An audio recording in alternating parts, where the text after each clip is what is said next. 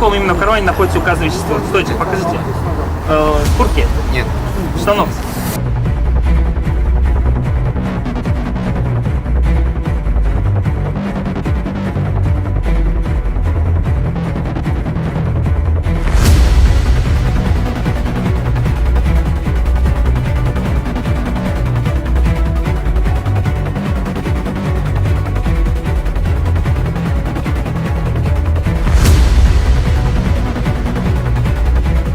Квартира оборудована под какой-то... Нет, не оборудовано. Но мы сделали все стерильно.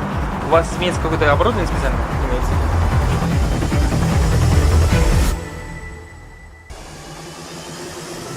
Сколько вы успели приготовить вообще?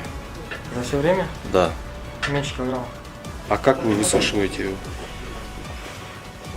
На сушилке, на обогревателе. На обогревателе Да, сушите? там было наглядно видно, где это мы сделали. А вообще как называется вот это вещество, которое вы изготовили? Мефедрон. Мефедрон, да? А как его употребляют? Назально.